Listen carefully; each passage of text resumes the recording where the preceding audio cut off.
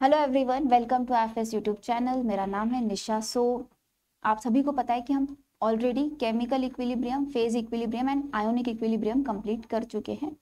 और मैंने आपको प्रॉमिस किया था कि मैं फेज इक्विलिब्रियम के बीच में आपके लिए क्वेश्चंस लेके आऊंगी। तो आज की वीडियो में हम फेज इक्विलिब्रियम के ही क्वेश्चंस देखने वाले हैं। पहला सवाल आपका है कि आपको यहाँ पे डिग्री ऑफ फ्रीडम बताना है उस इक्वेशन का, उस सॉल्यूशन का जिसमें आपके पास मिक्सचर प्रेजेंट है इन तीनों का। पहला काम मेरा ये रहेगा कि मैं एक बैलेंस्ड केमिकल इक्वेशन लिख लूं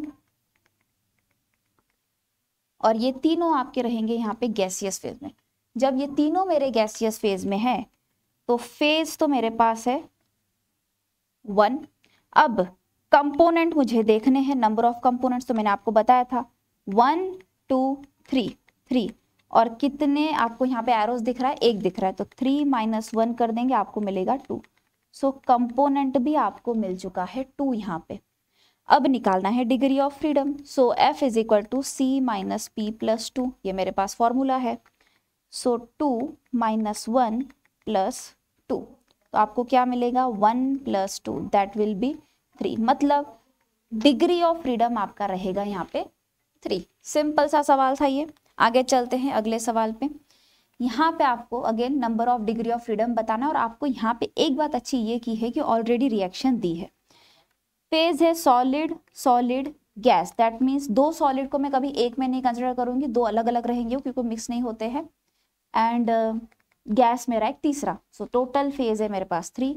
कंपोनेंट अगेन वैसे ही 1 2 3 -1, दैट विल बी 2। तो कंपोनेंट मुझे मिल गया है 2, फेज मुझे मिल गया है 3।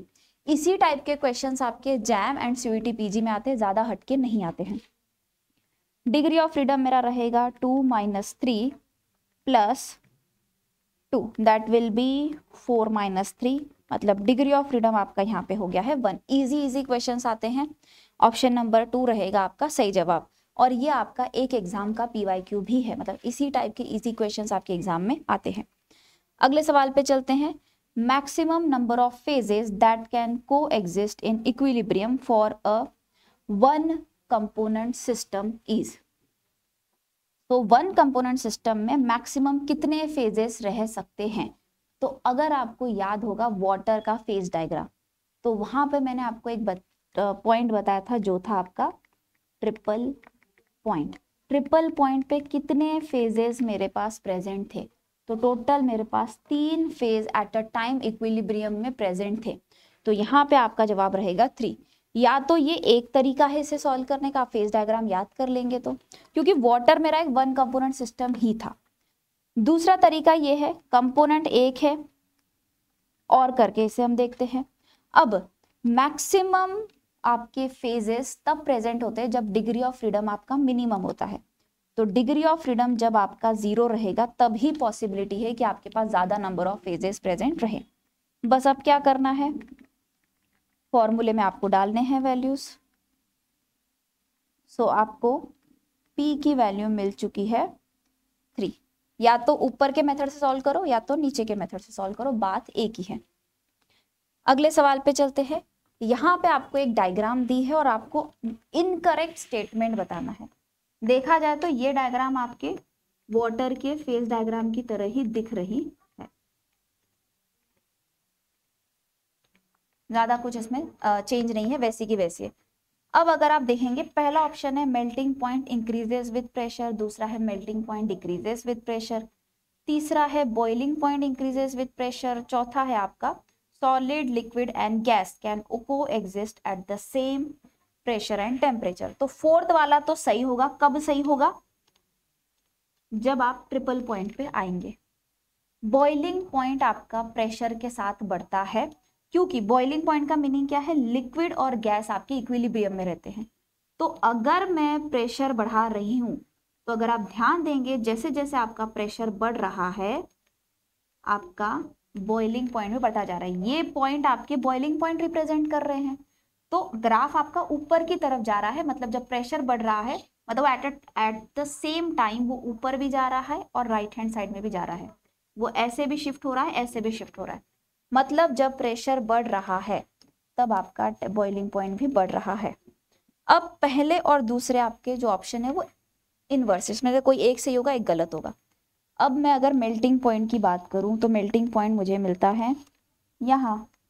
मेल्टिंग पॉइंट पे सॉलिड और लिक्विड इक्विलिब्रियम पे रहते हैं।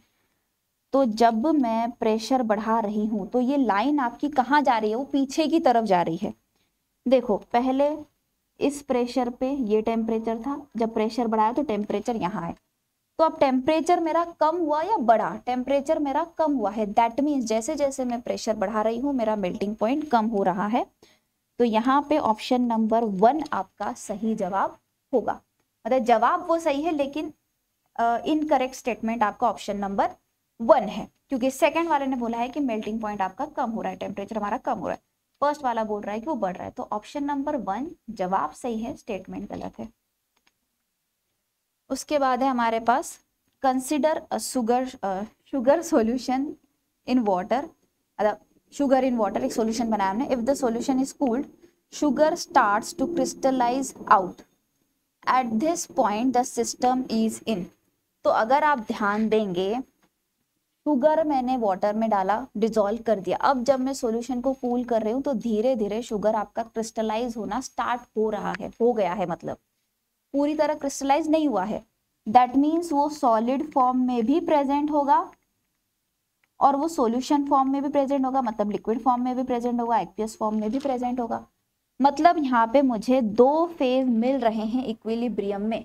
पहले डिसॉल्व किया, बाद में मैं क्रिस्टलाइज कर रही हूँ। आई होप ये पॉइंट आपको समझा होगा। इजी है, ज्यादा मुश्किल नहीं है ये।